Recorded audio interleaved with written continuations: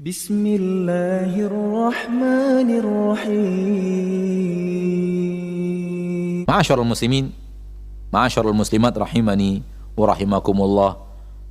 Marah menyelesaikan masalah rumah tangga hanya akan mengantarkan Anda kepada penyesalan. Karena marah itu akhir-akhirnya adalah nyesal. Tapi lemah lembut, bersabar hanya akan mengantarkan manusia kepada kondisi yang nyaman. Ada kalanya Anda harus diam sebagai seorang suami, ada kalanya Anda tidak harus menjawab apapun dari apa yang dikatakan istri Anda. Kadang-kadang istri kita lagi marah, tak mesti marah harus dibalas dengan marah. Marah ibarat dibalas dengan marah yang namanya perkelahian. Namanya perkelahian, pertengkaran, akhirnya terucap kata-kata yang tidak pantas diucapkan, dan itu melukai perasaan. Dan boleh jadi syaitan lebih parah lagi dengan menyampaikan kalimat-kalimat perceraian padahal diucapkan dalam keadaan emosi. Datang kepada saya, WA, Ustadz saya ingin bertemu malam ini, jam udah di atas jam 12. Saya katakan besok saja insya Allah setelah subuh. Ustadz saya penting sekali malam. Enggak, saya nggak bisa, habis sholat subuh datang. Habis sholat subuh datang, Ustadz saya nyesal. Kenapa? Tadi malam saya kelahi sama istri saya, bertengkar, saya jatuhkan talak 3 Ustaz. Tadi malam dia jatuhkan talak, subuh nyesalnya. Coba bayangkan. Kenapa? Diucapkan karena emosi. Ingat wahai muslim, ingat wahai muslimah, ketika Anda sedang emosi, Anda sedang berada di sebuah jiwa yang labil. Dan jangan sekali-kali mengambil keputusan pada saat Anda sedang labil. Jangan sekali-kali ambil keputusan, karena keputusan yang Anda ambil ketika labil biasanya Anda menyesal. Mayoritasnya Anda akan menyesal. Ketika Anda marah, redakan marah itu dulu, hilangkan dulu marah itu, sehingga Anda ketika mengambil keputusan tidak lagi sedang dalam keadaan marah. Sehingga ketika tidak marah Anda stabil lagi. Setelah stabil Anda bisa berpikir dengan jernih. Banyak sekali orang yang melontarkan kalimat cerai ketika emosi, kalimat talak ketika emosi. Seperti yang tadi, akhirnya menyesal. Baru tadi dia jatuhkan talak, jam 1 malam dia udah nyesal, ganggu Ustadz tidur lagi. Kenapa? Dia ucapkan dalam keadaan labil, saya sedang marah lalu saya jatuhkan talak. Maka kalau marah, hilangkan dulu marahnya. Sebagaimana manusia, mungkin saja kita emosi, sahabat aja ada yang emosi sampai menempeleng budaknya. Saya marah sebagaimana marahnya manusia ya Rasulullah. Saya manusia, kata sahabat Nabi SAW mengadu kepada Rasulullah SAW, sehingga saya marah dan saya tempeleng budak wanita saya itu. Sahabat saja tersulut emosinya. Ketika Anda emosi, jangan ambil keputusan. Suatu hari Rasul pergi ke rumahnya Ali bin Abi Thalib, mencari Ali bin Abi Thalib radhiyallahu ta'ala anhu wa ardah. Sesampai di rumah, Ali bin Abi Thalib nggak ada. Yang ada adalah anak beliau, putri beliau, kesayangan beliau, Fatimah radhiyallahu anha wa ardaha. Bertanya, mana Ali? Keluar dari rumahnya Rasulullah. Kenapa? Tadi dia membuat saya marah, lalu saya marah kepadanya sehingga dia keluar. Ketika seorang Ali bin Abi Thalib dimarahi oleh istrinya, sahabat loh. Anda ingin tidak pernah dimarahi istri, siapa Anda? Ini istri para sahabat, putrinya Rasulullah sallallahu alaihi wasallam. Manusia. Abu Bakar pernah lewat di depan rumah Rasul sallallahu alaihi wasallam, terdengar Aisyah mengangkat suara. Akhirnya Abu Bakar ketok pintu. Ketika Aisyah tahu itu ayahnya, langsung terdiam, takut. Itu sifat wanita, lebih takut ayahnya dibanding suaminya.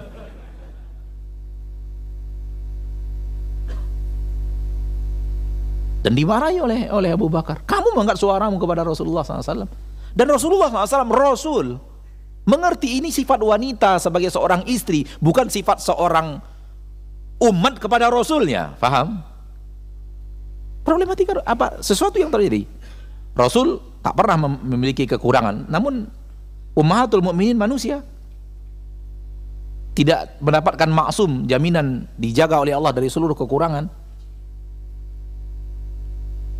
Ya tapi tentunya masalah rumah tangga, ada sesuatu yang membuat Aisyah tidak nyaman sehingga agak sedikit keras suaranya. Allah takdirkan ayahnya lewat dimarahi, dan ketika dimarahi Aisyah bersembunyi di balik badan Rasul SAW. Rasul menghalang-halangi begini, menjaga istrinya Aisyah. Lalu Rasulullah SAW mencari Ali bin Abi Thalib, keluar. Allah takdirkan bertemu Ali bin Abi Thalib ke masjid. Ada apa ini? Istri membuat kita marah.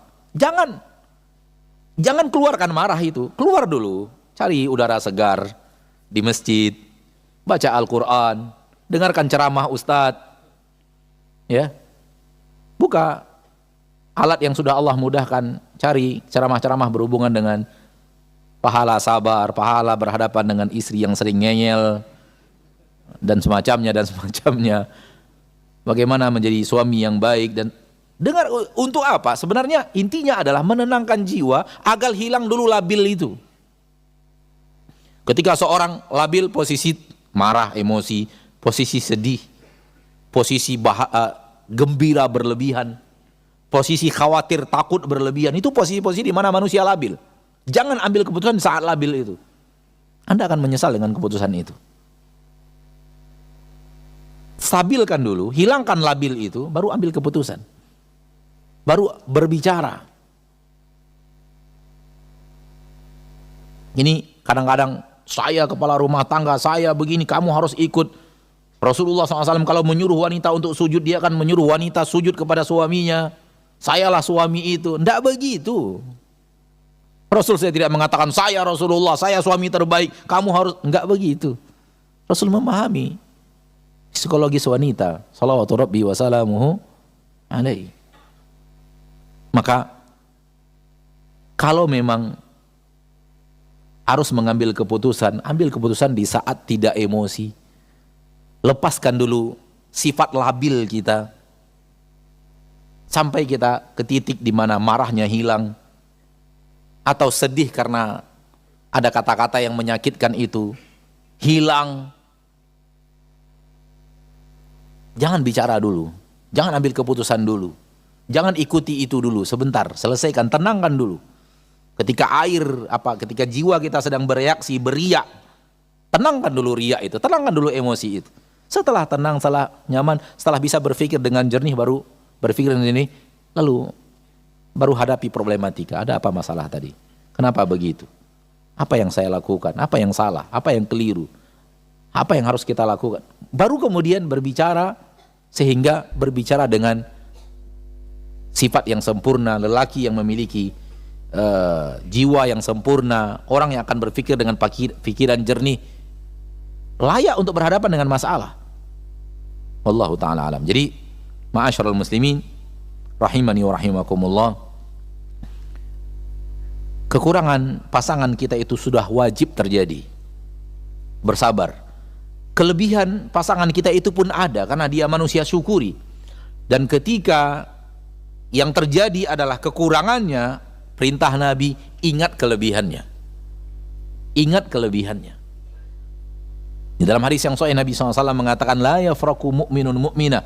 Tak mungkin seorang lelaki mukmin itu membenci totaliti wanita mukminah, tak mungkin. Fa in kariha minha khuluqan radiha minha ukhra. Kalau ada yang dia tidak sukai dari sifatnya, pasti ada yang dia sukai dari sifatnya. Kalau ada sifat yang tidak dia sukai, pasti ada yang dia sukai. Maknanya apa? Kalau terjadi yang sedang tidak disukai, ingat yang disukai.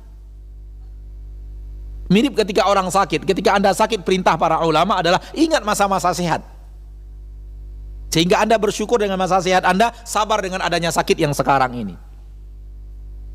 Siapapun pasangan kita, pasti ada kelebihan-kelebihannya, pasti ada kekurangannya. Ketika yang sedang terjadi adalah kekurangan, ingat kelebihan-kelebihannya. Semoga Allah tabaraka wa ta'ala menjadikan rumah tangga kita rumah tangga yang diinginkan Allah, rumah tangga yang diinginkan Rasul kita tercinta Muhammad Sallallahu Alaihi Wasallam dan menuju ke arah itu. Sekali lagi, mustahil punya rumah tangga di zaman kita sekarang ini, rumah tangga tanpa masalah. Inti dari rumah tangga yang baik adalah suami yang selalu menghambakan diri kepada Allah di rumahnya, istri yang selalu menghambakan diri kepada Allah di rumahnya, rumah diisi dengan ketaatan, dijauhkan dari maksiat. Karena Allah berjanji wanita laki-laki yang beriman beramal saleh, Allah akan berikan kepadanya hidup yang nyaman, hidup yang tentram, hidup yang bahagia. Itu yang paling utama terjadi di rumah tangga. Kalau rumah tangga diisi dengan ketaatan, ketaatan suami, ketaatan istri, saling mendukung, rumah tangga itu akan nyaman, tentram dan bahagia. Dan kalau diisi dengan maksiat, maka rumah tangga itu akan hancur dan tidak ada yang namanya problematika rumah tangga kecuali karena maksiat. Maka jauhi. Allah berfirman dalam Al-Quran surat Taha, "Wa man a'rada 'an dzikri fa inna lahu ma'isyatan dhanka." Barang siapa yang berpaling daripada zikir kepadaku, tidak beribadah kepadaku, alias berbuat maksiat, untuknya kehidupan yang sempit. Ketika ada masalah, selesaikan baik-baik, bicara baik-baik. Jangan karena ada masalah di rumah tangga, udah cari lagi yang lain. Masalah lagi. Tambah berat malah. Yang satu ini aja belum selesai, mau nambah masalah lain. Maka hati-hati, di zaman kita sekarang banyak orang pola berpikirnya salah. Dia mencari istri kedua karena kesal sama istri yang pertama. Tidak begitu. Rasul mengajarkan itu tidak seperti yang praktek yang salah dalam zaman kita sekarang ini. Karena Rasul mampu punya kelebihan untuk berhadapan dengan banyak masalah, maka jangan pelarian yang keliru. Kalau satu wanita Anda tidak bisa selesaikan, apalagi dua wanita, tambah parah hidupmu. Percayalah, saya bukan anti, ya, itu syariat Allah tabaraka wa ta'ala. Namun zaman sekarang terlalu banyak yang melakukan praktek yang salah. Dia berpikir, dia kekurangan wanita di sini, saya akan cari wanita yang kurangnya itu. Dapat dia wanita yang kurangnya itu, kurang yang lain. Karena apa mungkin ini yang kedua ini tanpa kekurangan? Bahkan mungkin lebih parah daripada yang pertama. Maka bukan itu solusinya. Solusinya adalah selesaikan dengan penuh ketakwaan, selesaikan dengan penuh jiwa yang tenang dan tentram, selesaikan. Kalau ingin rumah tangga itu nyaman, ingin bahagia, maka kuncinya di rumah tangga. Rumah tangga baik, rumah tangga nyaman, Anda akan menjadi manusia yang bahagia. Tidak nyaman, tidak bisa Anda menyelesaikan masalah, amburadul di rumah tangga, selamat menderita. Karena nyaman dan tidak nyamannya hidup kita itu terletak di rumah tangga. Oleh karena itu, nas-nas syariat benar-benar mengarahkan kita untuk menjadi suami yang terbaik. Maka bersabarlah berhadapan dengan problematika, bersyukur dengan apa yang ada. Ya, ajak istri, ajak suami untuk semakin dekat kepada Allah tabaraka wa ta'ala. Bantu dia di dalam memperkecil kekurangannya, meminimalisir kekurangannya, dan tidak serta-merta harus dipaksa dia harus seperti yang kita inginkan. Siapa kita?